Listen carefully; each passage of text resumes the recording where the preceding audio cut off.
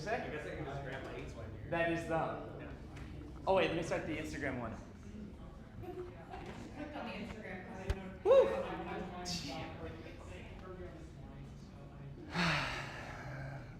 All right. How we all doing? Good. Let's go. I love the energy. Well, welcome to our Titans of the Community panel and Q&A. We have two very special guests who came from pretty far away to be with us today. So without further ado, let's give it up for Hemingway Jones and the Pen Addict.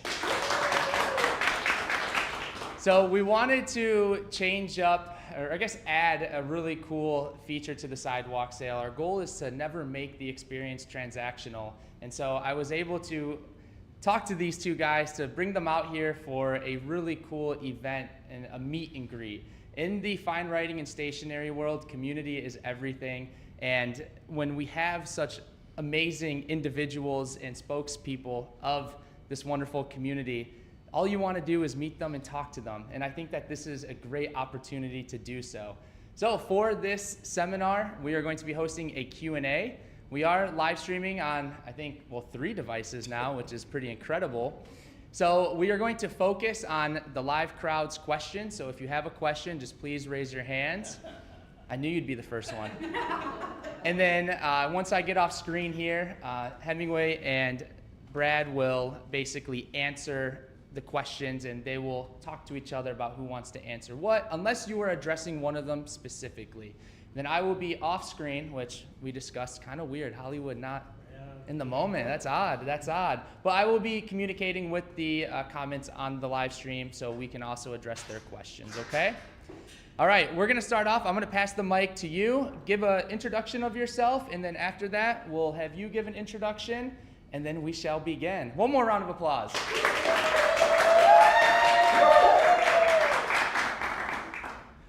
Hello, everyone. Absolutely delighted to be here. Thanks for having me. My name's Hemingway Jones. I have a very small YouTube channel and a small social media presence, so I appreciate you all being a part of it. It's a lot of fun to make videos and to be here to support my friends at Atlas, who I absolutely adore. I've known, I think, Brendan now for 3 years, and this is the first time we've met. So it's very special for me. I don't think I'll ever forget the friends that I've made in Chicago so far, and each of you in this room and many of you online watching are a big part of it. So I'm more appreciative than anything else, so I'm very happy to be here, so thank you. My name is Brad from the Pen Addict blog and podcast and Twitch stream and Instagram and all the things online that I like to do. Brendan nailed it about the community aspect. I've had, I think probably about everyone in this room come up and say hi at this show, and it's my favorite thing to get out and do at any event we go to, and we're very lucky to be here with Atlas. This place has been unbelievably off the charts, more than any expectation that I had going into it, and I had pretty high expectations. And this has been fantastic, so I love that y'all are here, and I guess let's open it up for some questions. One very anxious hand has been raised. Just a reminder to repeat the questions. Yep. Yes, so we'll repeat the question so everyone on stream can hear us, and if we forget, remind us. So the question's for both of you. A lot of people don't know where you started. So what started you off as the Pen Addict, and what started you off as the Hemingway Jones channel? Sure. So the question is how each of us got started in social media. Mine's pretty pithy, so I'll knock it out first and then hand it over to my friend here. For me, it was during the pandemic, and my wife introduced me to TikTok, which I had never seen and done, and I am a banker, so I was deep in doing these PPP loans, which were just intense. You guys can't imagine. We were putting in 12, 14-hour days trying to get cash out to small businesses to keep the economy alive. It was exciting, but it was scary. And to just have some kind of a break, I started to just do show and tell on TikTok, where I would take down a book and talk about it, and I'd show some of my fountain pens and talk about it. And it was all pretty equal then, But the fountain pen content hit a certain enthusiastic stream, and I started to meet people and hear from them, and it was that time when we were all yearning for community during the COVID period. So it was really exciting, and my TikTok took off, which was really fun. And then I decided to go to YouTube so I could do longer format. And also, it didn't seem like TikTok would be there. It's still there, which is funny. And then the YouTube really took off as well. I mean, I've been on there just 4 years this month with the channel, and looks like I'm about to hit 30,000 people. Thank you. Thank you. I'm really excited. Thank you. It means a lot. So that's how it was. So how about you? Yes, so the Pen Addict started from my own research of trying to find the finest gel ink pen in the world that I could find, because I like to write small. So that's how I started writing this blog in 2007. So the Pen Addict will be, God, if I can math, 18 in September. So the idea at the time, like this is early 2000s internet, and not to put Tim on blast, but we're of a certain age, right? So we've been around the internet for a little bit, and we didn't have the access to things like Atlas stationers these days. So I had to really dig and find, and I couldn't find anything, right? I couldn't find anything that I wanted, but I would go hunt at office supply stores, and then all of a sudden I found on the shelf a 0.38 millimeter gel, and I was like changed my world. I said, well, if this exists, I can go find some more. And since I can't find any writing samples of this pen or anyone using this pen, what does this look like when you put a line on the page? I take a picture of my handwriting and talk about why I like this pen, and that's how the Pen Addict started. And it's carried on into podcasts and travels and Twitch streams and products and all kinds of things since then. So yeah, it's been a great journey.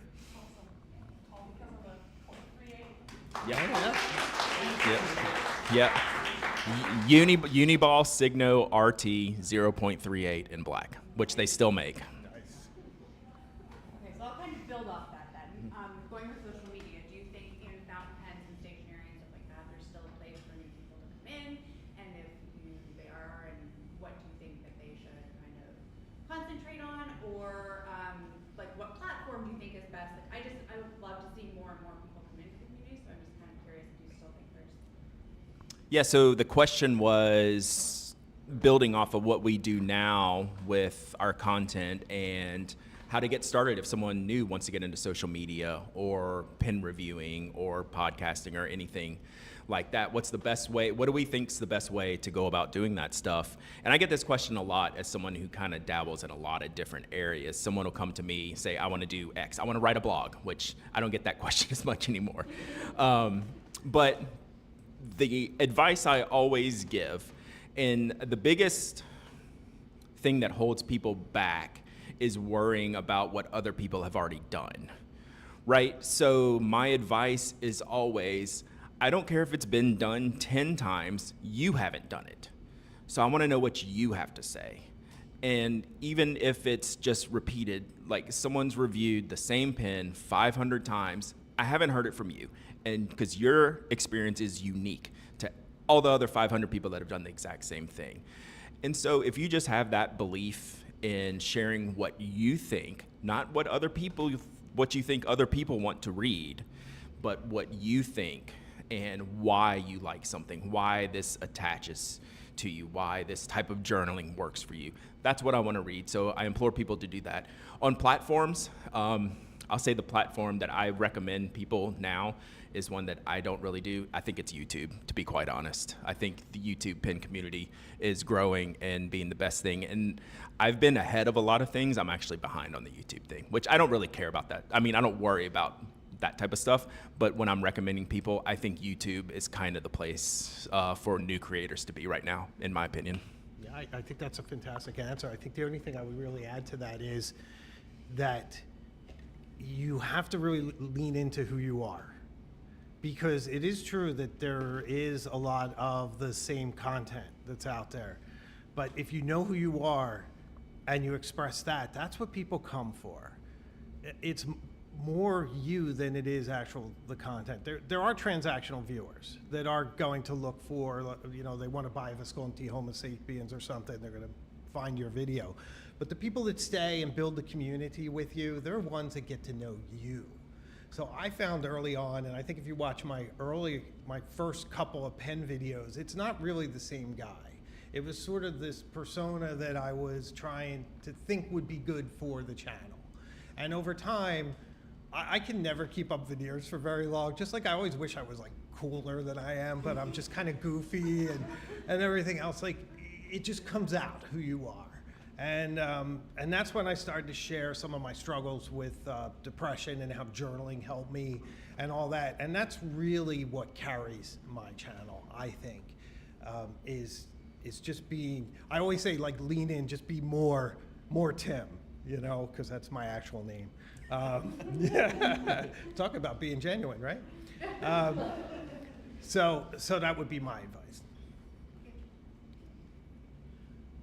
With being a niche hobby, do you feel the pressure, the algorithm to either repeat types of content you've done, change your content, or do you see yourself being more free from whatever YouTube's gonna show people or what should show up on Twitch for people and just do what you enjoy or you think other people in your community will like? Sure. So the question is whether or not the videos I make are targeted more for views or whether I'm sort of liberated by what I think would be successful. I think I'd be lying if I wasn't saying that I don't get disappointed when a video doesn't do well. Sometimes it's heartbreaking. Occasionally I'll make a video where I'm thinking it's so good and I put so much of my heart into it and it's about something really close and personal and no one cares. But that's showbiz. You know, how many, like Highlander failed at the theater. I mean, Highlander, you know, it's like that happens. So now I do a couple things which are a little weird. I'm very much in my lane. I don't really watch a lot of other people's content. I kind of in my little bubble, I'm very busy in my regular career. And when I make a video, it has to have a narrative or something compelling that I love or I can't do it. And it's the same with a pen. I have to really feel it. I think you guys saw me recently, some of you unbox a pen that I despised. And I couldn't hide it. And that's the better story. And I've had people on my channel like accuse me like, oh, you know, you're a fanboy, you wouldn't say anything negative about a pen. I'm like, I would love to take out a Mont Blanc that's terrible. That would be my highest viewed video. Like, you don't understand how this works. Like, the more honest you are, the more genuine, the better it is. I'm not here to protect brands because I'm not a brand myself. I'm just a person who loves pens, you know what I mean? So yeah, it has to have a compelling story. Yeah, as a non-YouTuber in general, if I was on YouTube, I would worry I'm about. gonna have you on my show. Yeah, we're gonna do that, and I would love to make more YouTube content, and then I will worry about the algorithm. I think, Yeah. but It's I a don't. beast. Yeah, I don't have to in what I do, and I don't know that I could mentally handle that. That's not how I like to create content for a click, right? So the things that I try to focus on is what makes me happy and when I can get the work done, right? Because trying to keep a schedule. Like I can't review all the things. Like I purposefully turn down release date options because I need more time than I'm usually offered to share content, right? So that's an algorithm thing. Would that grow my channel? Yes. Would that grow my mental health? Absolutely not. And so that's where I have to work off of from my aspect. So yeah, I think that kind of covers it for me. It's just that when you do this for yourself, you get that little bit of, I had to learn how to impart like my own self-control and managing my schedule of work and still be happy with the output that I create. You know, I want people to find out about things. I want people to learn things, but I don't chase the algorithm, I don't think at all. Like if you go look at my Instagram, it is very not curated. So yeah, I don't worry about it too much. To say a comment from one of our lovely viewers who you guys might know, Mike Madison of Peak. today. Mike, I hope you're doing well. He was chiming in and saying that as a content creator, we've all had those videos that we think will be loved, but they fall flat. And also vice versa. The ones that you maybe didn't put as much time into go viral, right? Yeah. So, and then another comment here is people are asking online if YouTube planned your matching outfits. The nice blue and white. We have the same frames. Yeah, which I I was honestly- impressed. I literally didn't think about that till just now. I did try to go for a Chicago theme with a little blue and red, and Oh, my nice. little case on there. But Yeah, well done. and Well and played. and that, I think we're probably gonna have to take a different photo later. We took a selfie together earlier, and then we're like, we're the same type of guy. Yeah. So we'll communicate tonight what we're wearing tomorrow at the bar. There you go. Okay. We'll coordinate All right. better. All right. Questions. Anyway. Yes, ma'am. What gel pen would you recommend to someone who's left-handed? 'Cause I use gel pens and I don't write with a hook, but I smudge them. Yeah. You want me to take this one? Oh yeah, I don't use gel pens. I figured. So This one's right up my alley.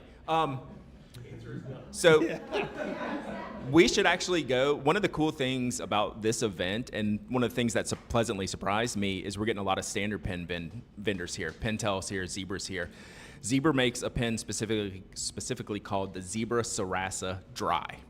So you and I need to go after this and see if they have them here, because it works so well, and it works. I did a review of this pen. It works for smudging. I'm right-handed, so I don't have the full, lefty. But, you can do a review and mark it up.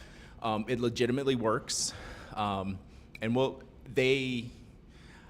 I think it was only in Japan, but I think it works so well, they've made it to a broader release. So we could actually go talk to them about it, and hopefully they have it, because that's the best one I've found for lefty gel ink pens. And that's a good quality too, right? That's a great pen. Yeah. No, I use everything. So, I mean, that's how I started doing this in gel pens. So I started using gel pens my whole life, or, not since the Sakura Jelly Roll, but I didn't start using fountain pens until about 2012. So, I mean, it's been a long time now, but I was in my usage of pens that came later.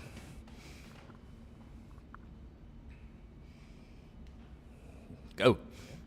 What is your most favorite fountain pen at the moment? the question is, what is Hemingway Jones's most favorite fountain pen at the moment? Would the audience like to answer this? It's in my pocket right now. And Brad? That's a harder one for me. I've had this question earlier today, and I'm like, the answer's yes, right? Like, it's like, which I think a lot of us here is like, what's your favorite pen? It's pretty much all of them.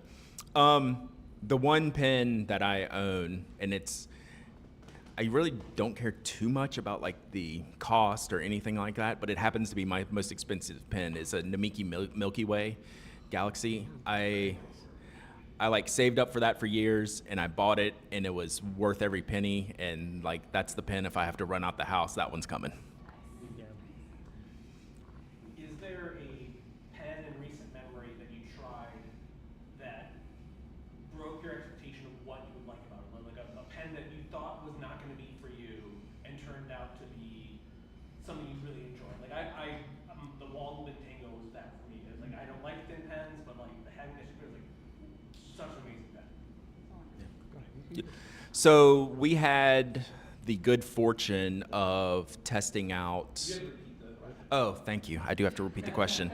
So the question was there a pen recently that kind of broke your idea of what you like in a pen, whether it was like you like a light pen and you want a heavier one, or something that worked that was outside of your expected usage? So mine was, it was actually a nib that made it different for me, because I like to write tiny and small.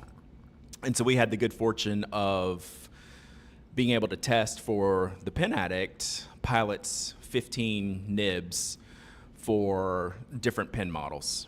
So I got a whole set of nibs, and Pilot makes my favorite nib. It's called the posting nib. It's teeny tiny, Most people hate it for good reason. It's like a nail, and it's small, and it's awesome. Like, it's the best. So that's the kind of pen that I like. But then when I had 15 pens side by side, and this is something good that you can take advantage of at an event like this, you get to go try all these nibs, right? And see maybe what surprises you. Mine was a double broad. I could not believe it. This broke my brain that I actually enjoyed writing with a very wide nib pen, where historically that has never ever worked for me because I print, right? So it's kind of handwriting dependent in some cases. A lot of people that like wider nibs tend to write in cursive, and I don't. So finer nibs work for me. That double broad, I will end up with a double broad one day. So more of a nib than a pen, but you can't go wrong with any of the Pilot pens. So. Yeah, that's interesting. I was thinking with me, it's often, and I think some of you have seen, that it's a narrative over several videos where I'm seeking a certain experience. And for years, my whole life, even before I had my YouTube, I was looking for the ultimate flex nib. And I think after exploring them, and I feel like I've had it, I've experienced probably some of the best that are out there, like Magna Carta's fantastic if you get one that works properly. And the Waterman 52 and 5s are brilliant. They're older, but once again, you have to get it from a good place. But it's really not all that fun. Like, writing with a flex nib for me is kind of a letdown. I think it's fun, and then I do it, and I'm just sort of like, this is exhausting. So which pen do I end up adoring? Probably the hardest nib experience of any fountain pen, which is the Waterman Edison, which I would not have thought. When I was attracted to it, when I saw it at the DC Pen Show, it was more about aesthetics, because it just looked right to me. I always like royal blue and gold together. I think it's really nice. More of a sapphire, but you know what I mean. And then looking at the nib, inlaid nib, got an Art Deco vibe. It's hitting a lot of my sort of seduction points from a fountain pen. And then trying it and all the little details, and the fact that I kind of started with Waterman, so it's full circle.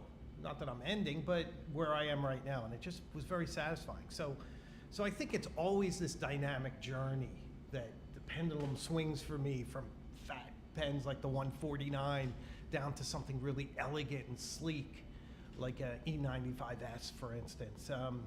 It really depends on where I am. Right now I'm in Waterman territory. Indeed, I've been there for about a year. We've got a question from the live stream here. What is the biggest problem you have had and that you have fixed in terms of with the pens? What's the biggest pen issue you've had, and were you able to fix it? I can start with this one. The question from online is, what was the biggest issue that I've had with a fountain pen, and was I able to fix it?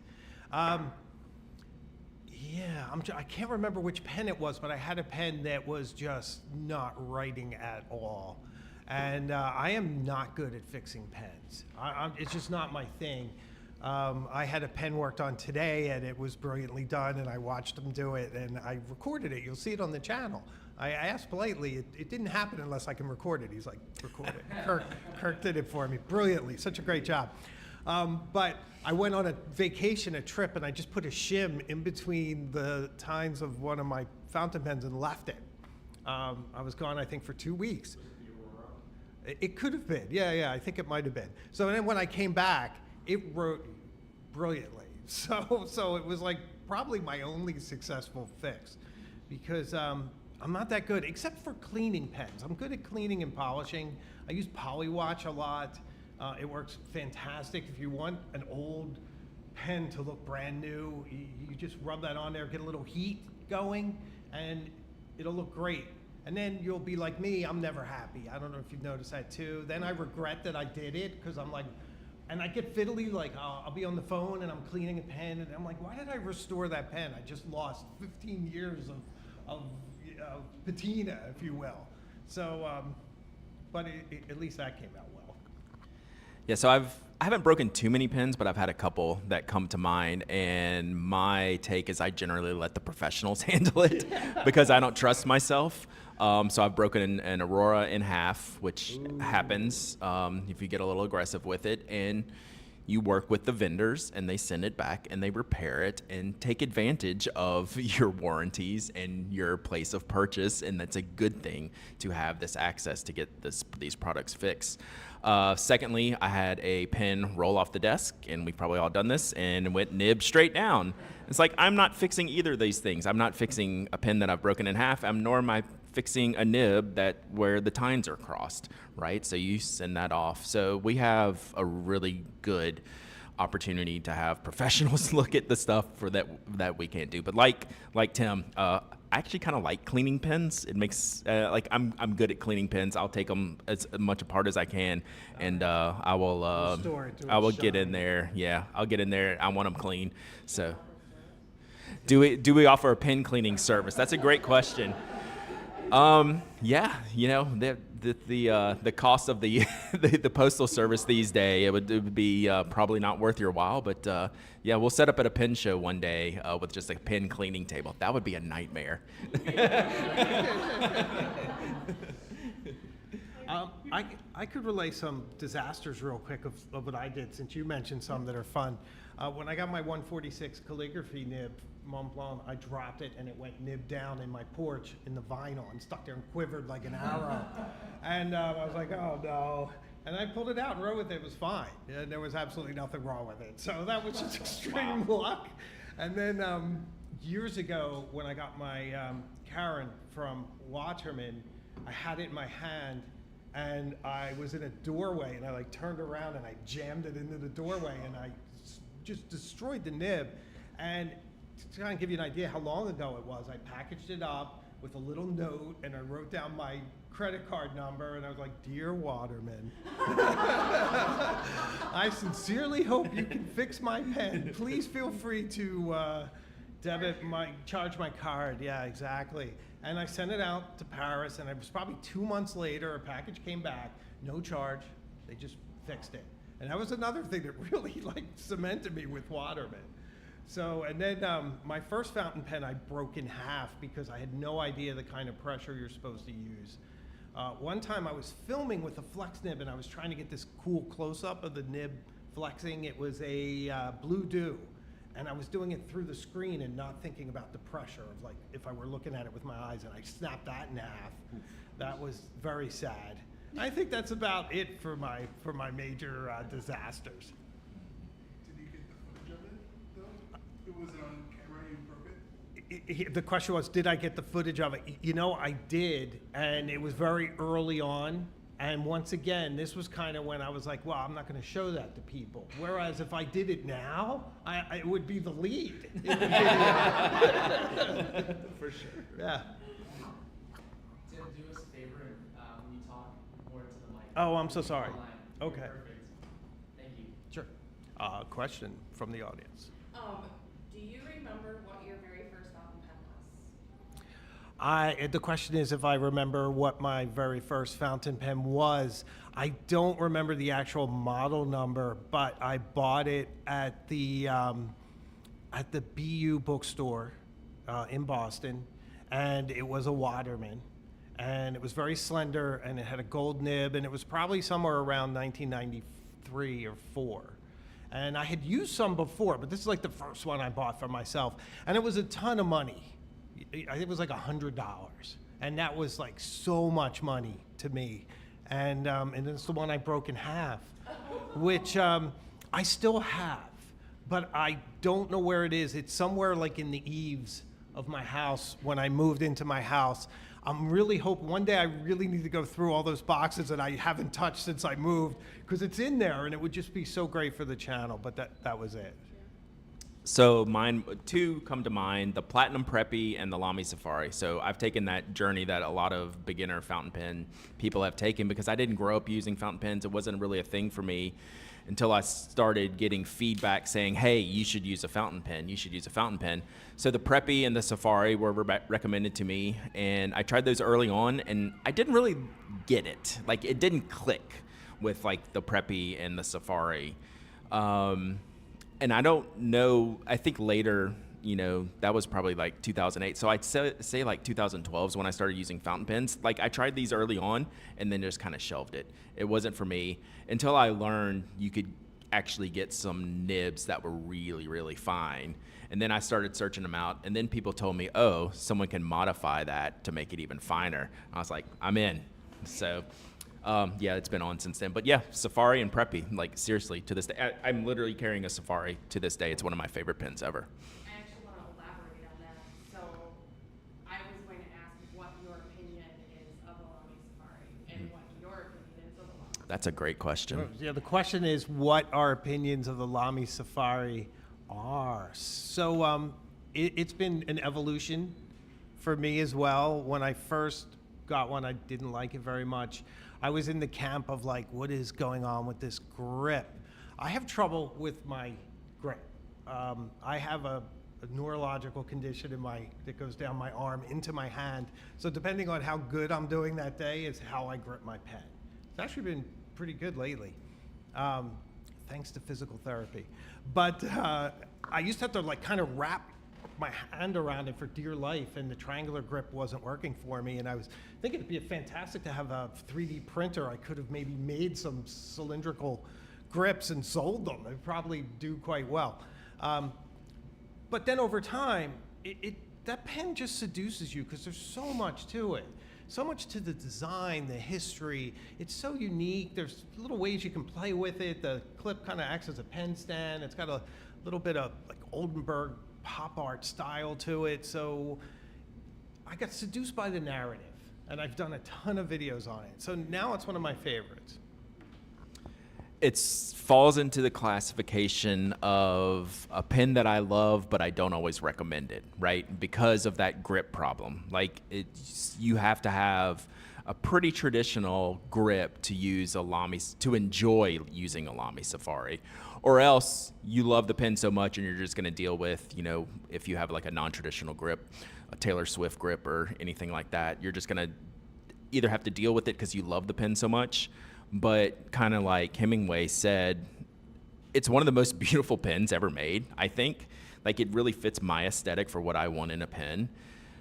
In the category of what's your favorite pen, like the Namiki is my favorite pen. This is gonna be like in the top 5 or 10. It just is. Like it's that enjoyable. The one other kind of caveat besides the grip is the nibs are very wide. They're very wide writers, and someone who likes to write small like myself, it's extra fine or nothing for Lamy, pretty much any across the board on Lamy. And then the Lamy Safari, since I love them and I can't stop buying them and I have several of them, when I find the really good extra fine grip in one of them, the extra fine nib in one of them, I will remove that nib and put it around the different barrels that I like because I know it's really good. So you can get a little bit of a line width challenge or a very inky challenge with some of the Safaris. So, but I love them. They're one of my favorites. Like I brought 3 pens with me to this show. One of them was the Safari. How do you keep track of loose nibs as they're floating around? The question is, how do you keep track of loose nibs as they're floating around? We actually discussed this momentarily earlier today. Very poorly. So the question came up when we were talking about nib grinds, right? And as I just said, I'm going to move nibs from pen to pen if I find one that I really like, and it's compatible, of course, right? It's not universal. So I keep like a little fishing tackle box with my nibs, like my loose nibs in them.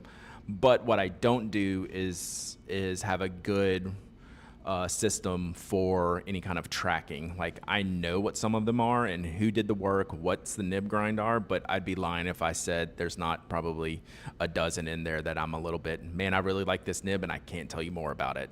So yeah, I don't really have a good system, but I don't know. Do you do anything to keep track of that? Spreadsheets, No, databases? I'm not a big tracker Yeah, of same. those sorts of things, to be honest. I used to keep even an ink swatch book, and I got tired of doing that.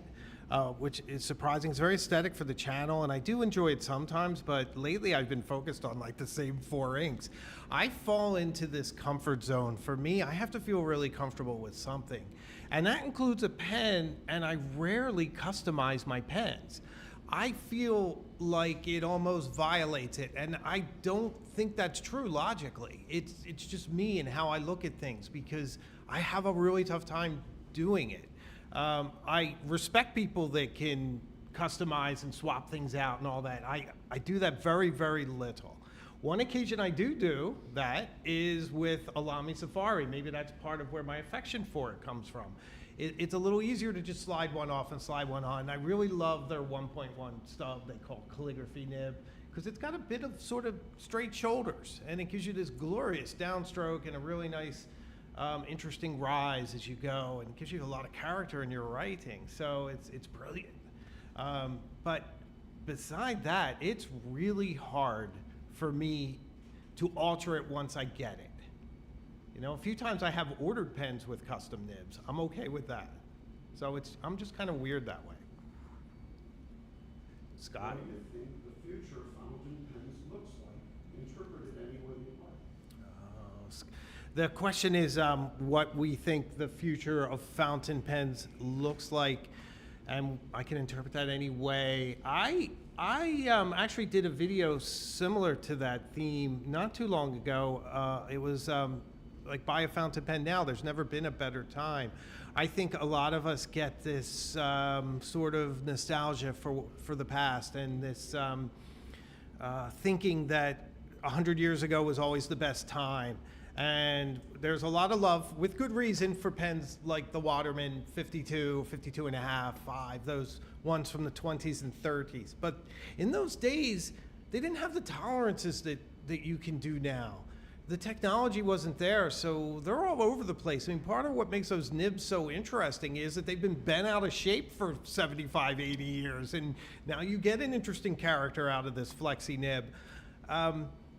I think that now, believe it or not, we're getting the best pens available. The nibs, the quality can be very consistent, and I think the leader on this, and I'm going to put my cards on the table and say that I think Pilot is the best when it comes to QC. Cosign. Yep, Pilot Namiki at every price level. They care, and it's there. So, and then when you think Pilot too, think of Namiki and the Maki-E's and the Urushis and this incredible variety that you can get now in a fountain pen that even 30 years ago when I started buying them, they weren't the same.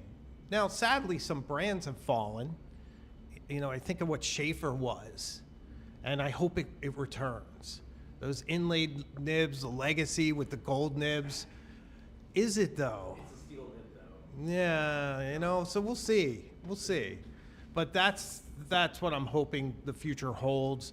If Waterman re-releases the Edson, it will be king of the world. So my future plays a little bit off one thing you said.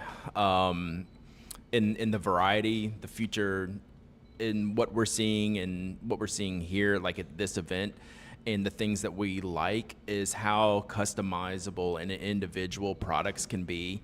We have a scope of products now that you can find that's something that just speaks to you.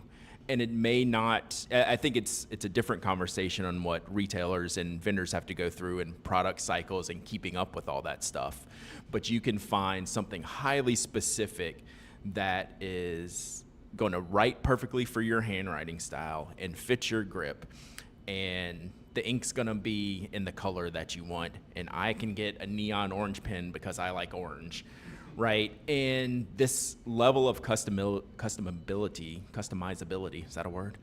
That we get is not something I ever thought we'd saw when I first started getting out into fountain pens. And it's probably intimidating for people getting into fountain pens these days, right? There actually is so much, but once you get into it and can kind of like really narrow down what you like individually, you go, oh, now there's 5 companies that make this thing that's awesome for me.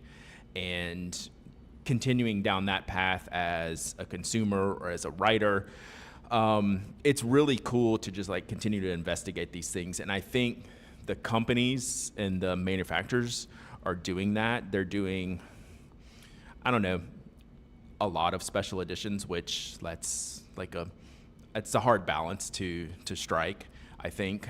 But you might find the one that you really like, and I'm glad we have that opportunity now. Yeah, and just to add on to that, I think it's interesting. We lose sight that take a company like Fiat and all that they own, including brands like Ferrari. So Ferrari is probably less than 10% of Fiat. Most of them are hatchbacks that they're selling. It's similar with the pen companies. When you talk to the executives that are running these companies, and I ask, like, what percentage of your sales are fountain pens? It's consistently less than 10%, usually around 8. I would imagine it's lower for Pilot because Pilot just is so gigantic. But think of that, yet Pilot's out there at the cutting edge making these fantastic tools for the aficionados, for the passionate people like us. We're the Ferrari drivers. We're the ones willing to spend hundreds of dollars for a unique writing experience. And I think a brand like Pilot wants to make sure that they always are true to their legacy, and they have that for us. So I think it's, Yeah, that's exactly yeah. right. Hi. Hi. So since you guys have both been in it a long time, what do you think is the biggest change that you've seen in the industry? Like good or bad, I guess. Or both? Yeah, I just look at that from a product. So the question is, what's the biggest change we've seen in the industry as people who have been doing this for a while? And I think of it from a product perspective and just the explosion of inks that we have, and that I will admit that I gave up on inks like 5 years ago because it was too much, and just what's happened in like the past 5 years has drawn me back in. It's back to that I can't say that word. Customization. Customization that I'm looking for in my own writing. So seeing the ancillary products outside of the standard fountain pen, you know, not just inks, but paper. And a paper I can customize to how I want to use the paper. And then, I have a bag that I can put all my stuff in that matches my style and aesthetic, you know, whatever that might be. So, but I think that kind of started for me with accepting the ink situation that happened like with Shimmer ink like 5 years ago. I was always like for Shimmer ink, but then it became a lot. Well, turns out that was just the beginning of where we're at now, and I'm here for it. Like I have completely turned the corner, and I'm very much here for that. So yeah.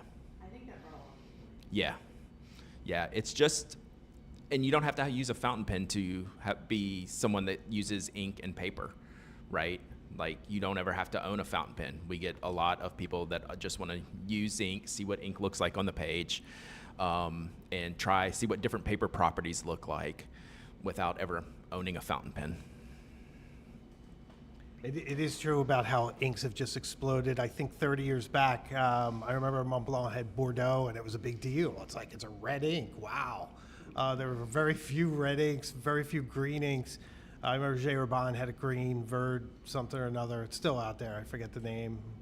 But anyway, to go from sort of most inks being black, blue, and black, which I'm convinced is from lazy people like me that just mix blue and black because they forget when they fill their pens, to the incredible rainbow color of inks available now.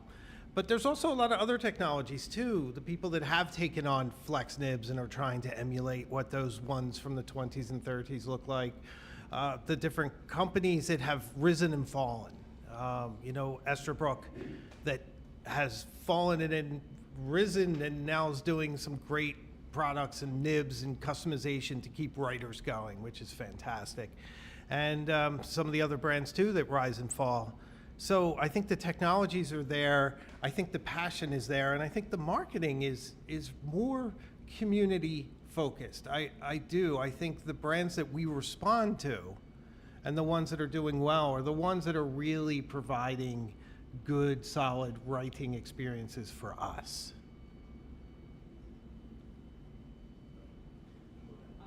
This is kind of on a tangent from Scott's question, but do you see fountain pens, I guess, staying relevant? Are they still relevant, especially in a world that's getting much faster with AI and all that other nonsense? Sure. relevant going forward? A fantastic question from the back is whether or not fountain pens will stay relevant and how they sort of fit in an AI world. Reflexively, I almost want to say, well, I don't know if they've ever been relevant. I think we're kind of niche pioneers, and that's part of what makes us special. It's, you know, we few, we happy few, we band of brothers and sisters, right? To wander into Shakespeare. But I do think that there's also a balance that is always out there. And I think we all seek that in our lives, right? I don't begrudge AI. I think it can be a good tool. I think we all need to use it responsibly if we're going to use it at all. We all use computers. We wouldn't know each other if we didn't. We've already stepped down that dark path. But as much as you do and you get seduced by all that, I think you also want your analog experience. And I have my typewriters, I have my fountain pens, I have my mechanical watches. So I think we all seek balance, and I think within that balance, fountain pens will always stay relative. I'll probably be buried with one. So. Yeah, and I generally agree, like across the board with that. We're all using our digital tools just as part of our day-to-day life, but this is my escape. And even though it does help me, like with work, like my work's not all analog, right? Like I do a lot of handwriting, do a lot of testing, do a lot of playing with inks, and then spend a lot of time on my computer talking about those things. So back to Hemingway's point earlier about how small of a percentage we are at the bottom line of some of these big companies that report these numbers, like it's never going to have this hockey stick growth, right? But we all have found a way to express ourselves in a little bit different fashion that's not digital or in combination with digital tools. So that's kind of the beauty and balance that I've found, is to how I like to separate the analog and the digital while embracing both. So like, I don't think it's ever going to go away. It's never going to be like, you know, the most popular thing in the world, but it has such a strong base from people who were looking for something and found something that's important to their daily lives that I don't think it's ever going to go away. For people watching who might not be know your content, is there something that you are really proud of that you would point someone to as their first introduction to you? Yeah, so I do a lot of different content. The one that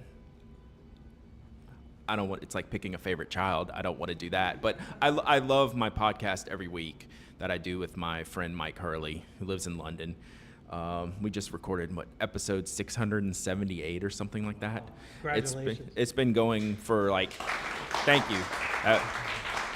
Yeah, that was that secret. I was like, hey. No, it wasn't like that. But like, that's been, 13, 14 years we've been doing it. And I always have to remind myself that we get new viewers or new listeners every week. Like, I want it to be sure that I talk to someone, that I'm presenting as someone who's listened to the show for the first time.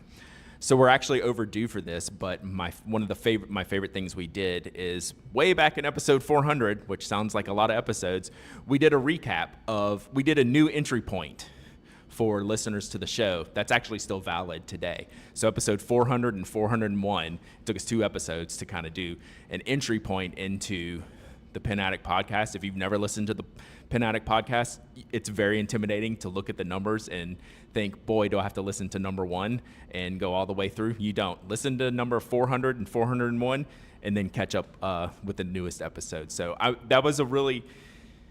didn't know we could pull that off. Actually, it was a little hard to do in an audio format, trying to circle back, so many years and episodes of a podcast. But I'm very happy with how that came out. So to restate the question, it was, if someone were new to Hemingway Jones, which video would I direct them toward to sort of be representative of the channel? There's a lot to this. I'll try to be pithy about it, but because you know me, I never am long-winded or anything. But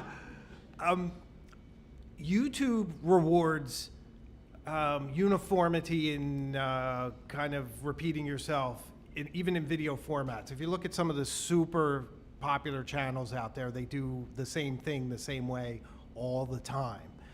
I just can't do that as a person. There's a lot of different things to choose from on the buffet at the Hemingway Jones channel, because I do things from handwriting instruction, not really instructions, more like let's write together and try to muddle our ways through this, because handwriting is difficult but fun and we all get a lot out of it, so let's have fun. And then there's my pen reviews, which aren't as numerous on my channel as many fountain pen channels. And even when I do them, I like to tie it in with history and some kind of narrative. So in that realm, I'd probably direct someone to something like the Churchill one I did, which I was very proud of early on. The editing kind of tells the story of Churchill and the Blitz while introducing the Conway Stewart Honey Noir Churchill Leverfill fountain pen. So I'm very, very proud of that. It's early in my channel, but it still holds up pretty well, considering I was using much more primitive editing at the time. But I think the thing that makes my channel special, and I really try to keep it on all the time, is journaling and how it's really good for your mental health. And just different ideas around that and different ways of looking at it and different ways to help you guys to keep writing, because I do feel that it's a good way to self-diagnose and to be more gentle with yourself. If you're anything like me, you have this harsh inner critic. He's commenting right now about the way I'm phrasing things, and you have to learn to sort of dial it down and to just be really, really gentle with yourself, because the world won't be. And I think my channel, in a way, is an oasis to help you to stay writing and stay inspired. So I do try to make the fountain pen and pens the entryway to a larger world of better mental health, of being more productive, being more well-balanced, and also into culture and the arts and everywhere else it takes us. So kind of piggybacking off from that, how often do both of you journal in general? Do you do it every day? Do you do it like when you're angry or when you're sad, or, you know? Sure. This is one of my favorite questions. It's how often do I personally journal, and whether or not I journal more if I'm angry and sad. So when I was really depressed, I was writing reams. One of the challenges now is that I'm pretty happy, and that all has to do with my family. And my wife is such a fantastic source of strength for me. Even when I'm at work and I'm going through, I'm in a stressful career, and I just think of Imogen, Helen, and it gives me strength to go that much harder, and it's really kept me much more balanced. Just this incredible loving support. And but I still do journal every day, and there are days when it's 3 sentences. I love Bottega Obscura journals. They're expensive, very much so. I think they're like $600 each, but sometimes they can last like 3 years, depending on how much you write. But I do consistently journal every day, and I'm also a habitual note taker. So one of my favorite things is to take notes wherever I am, and you see a lot of that in my B-roll. So in this trip, I'm carrying a little notebook I picked up at the Art Institute of Chicago. Done some B-roll, took some notes on my very emotional reaction to seeing Marcus Aurelius there, one of my favorites, and the bust is there, and I wasn't expecting it. We come around this corner, it was like Marcus. It was like meeting the man. And my wife was like, I need to leave you alone with Marcus Aurelius. Like tears are streaming down my eyes, but it just meant so much to me. And it's just, Chicago's been such a joy so far on that basis. But I do journal a lot. I should turn it over. No, it was good you answered that, because I don't journal a lot. I'm a habitual note taker. I write a lot. I don't sit down. I don't have a traditional journaling practice. I will angry journal for sure. Like I will just unload. But I don't have a daily writing habit. One of my favorite things I do try to practice is when I go on trips. I usually do like a trip recap journal, and I like to have a visual journal of that. And it's not just like straight writing, hundreds of words at a time, but I'll include visuals, stickers, ephemera that I've picked up, and have like I have trip journals from all kinds of trips that I've taken that I usually are kind of like self-contained for that event. So that's like one of the journaling habits I have, but I don't have a daily journaling habit per se. Hemingway, Christy W. says, Hemingway, that is what drew me to your channel, your focus on history, art, and mental health. Oh, nice. That's great to hear. Nice. Thank you. I appreciate that. Thanks, guys. So we are approaching about the hour mark, so we'll take a few more questions if anyone has any. Are we gonna see another episode of Cool or Not Cool? Oh, the question is, are we going to see another episode of Cool or Not Cool? So Cool or Not Cool is a series I did with my wife, and she got a little camera shy as of late. So that's why my last video where I had a co-host, it was Imogen, who at 8 years old, we introduced her to the channel and she did fantastic. I think I will be able to lure my wife back for Cool or Not Cool Part 3. She does such a great job. My wife has a beautiful voice and she outclasses me. I'm the barbarian next to her when she's speaking. And I think it's a really nice chemistry. I almost wish she would do videos with me all the time or come on my live show each week. But she does get a little camera shy, but she's very good at it, and she's very good at evaluating pens. We did a purse pens video, and I'm always trying to increase the size of the 10. So if I have an idea where I'm like, oh, this will draw in more people to come along, and I don't know if anybody's ever done that, but I thought it was a great idea. So poor Helen, I kept giving her pens for like weeks, like, try this one. And then we did that video and we matched it with a purse. So if you're into purses and pens, check it out. But yes, I hope to bring her back. So thanks. Following the conversation about ink and how much it's changed over the last few years, we have a question here if either of you have any predictions about what the next ink trend will be. You have shimmer, shading, sheen, and are we close to that? I would not have predicted chroma shading was a thing, just because I'm not very smart and don't understand chemistry. So that has been something that not caught me off guard, but I was like, wow, there's actually more for these companies to extract from these inks. I don't know what could be next in that question, because the realm of inks has exploded so much, like we were talking about earlier.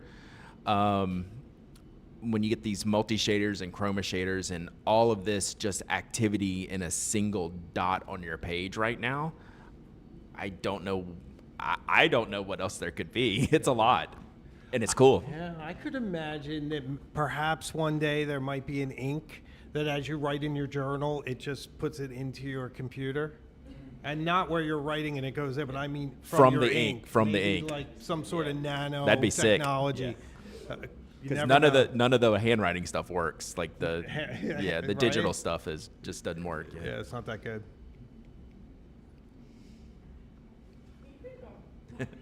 So kind of building off that, actually, from what I had said before, like the big changes, do you think there's going to give an idea or what you would like to see or could be coming on the horizon, but like the next big change in fountain pens in general? The question is about the next big change in fountain pens. Brad, take it away. I would like to jump in and say Jonathan Brooks absolutely changed the game with materials in my opinion.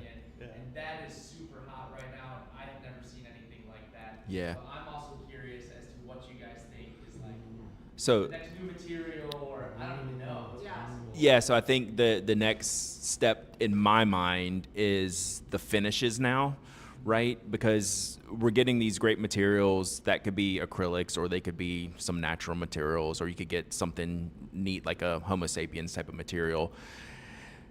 And we're getting to see a few companies start to do some different exteriors. You have a different tactile feel now, right? So you'll have a lot of companies that have for years, even smaller makers, like you mentioned, Jonathan Brooks, will just do the same polishes, matte, glossy finishes. But now we're getting some more shape in the pen.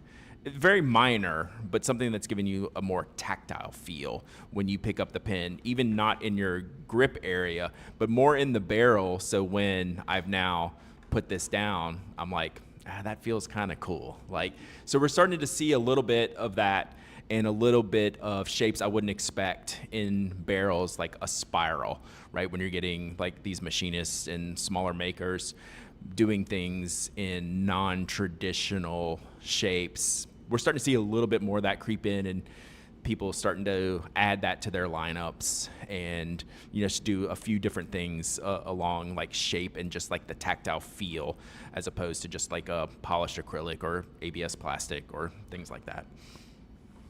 I think along those same lines, we're in a bit of a renaissance of materials in the whole industrial world. One of the places I see it is I'm really into pocket knives, and the steels that are out there blow my mind. There are some sharp stainless steels that'll hold an edge for years. Then are very hard to sharpen at that point, but because they are so hard, so there's always a bit of a trade-off. So I would imagine we'll probably see some interesting ceramics and metals and other acrylic materials that we haven't seen. I know Ben Walsh over at Gravitas, he's on the cutting edge of that. He's sort of a mad genius when it comes to different materials. It's a lot of fun to talk to, but he loses me after the first 5 minutes getting into the technical aspects. But I do think that's probably the future. For me, though, I hope the future is for the writing experience and for the writers. Like, really, each of us to have the sort of nibs that we need to feel inspired. And I hope that companies never take their eye off the ball, that it's writing and the writing experience rather than the flashy thing that really attracts us. All right, we'll do one more online question and then one more question from the crowd. Online, the question is, and this might be more towards you, because HJ, I know you don't use Shimmer inks that much, Yeah. but for you, right? Brendan sends me Shimmer inks that I don't use on purpose.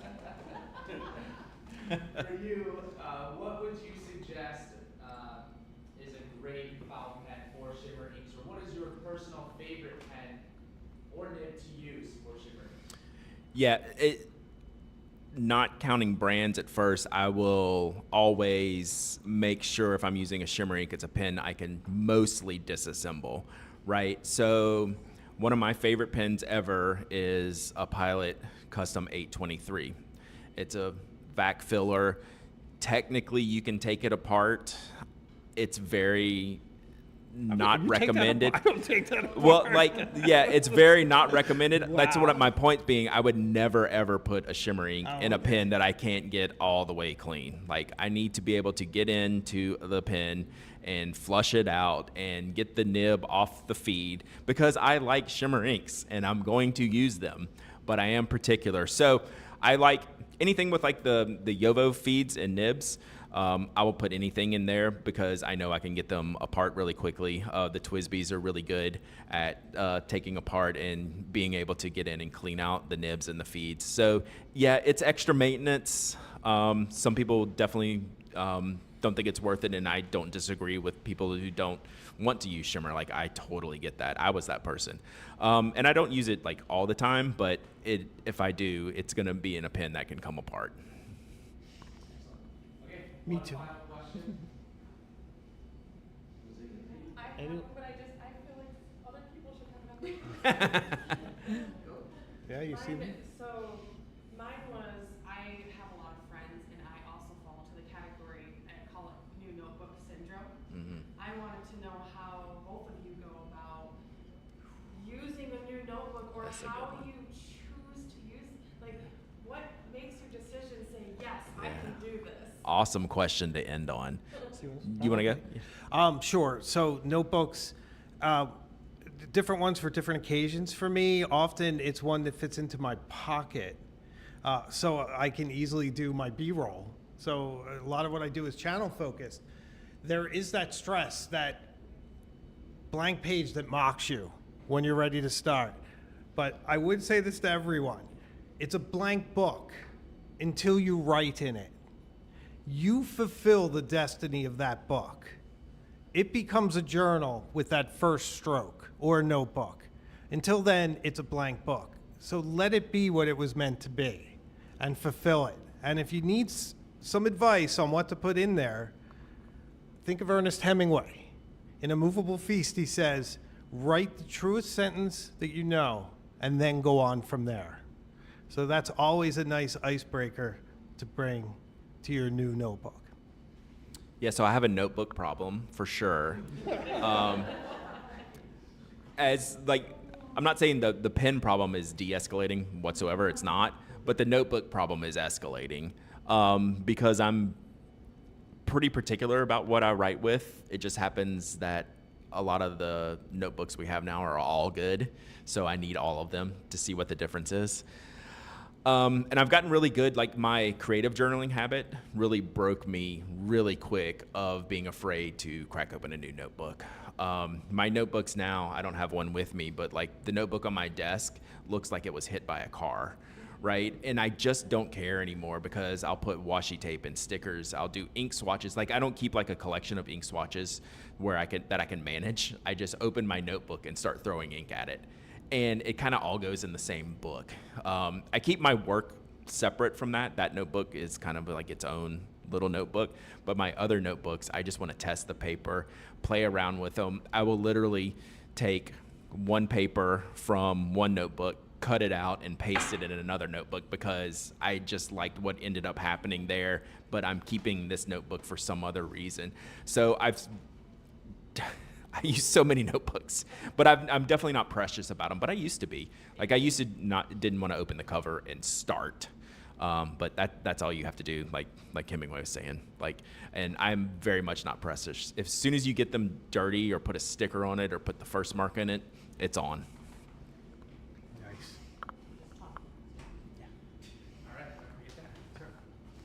Well, you guys asked some unbelievable questions. Thank you for participating. And a huge shout out to Brad and Tim for being here today. Please give them a round of applause. That was super insightful, and there's really no one better to hear all of this from. So thank you for being here and for doing this. If you guys are down, we actually cleared out our studio so we could have a little photo op if you guys wanted to take some photos. But we'll repost this on our YouTube channel so you can go back and hear their angelic voices. But thank you so much, guys, everyone watching the live stream. Thank you. And you know the drill. Stay smooth. Peace. You know, I really like we're different, and it's very complimentary. Yeah. It's like a totally different space than you are, so I really Have you enjoy been that. this side?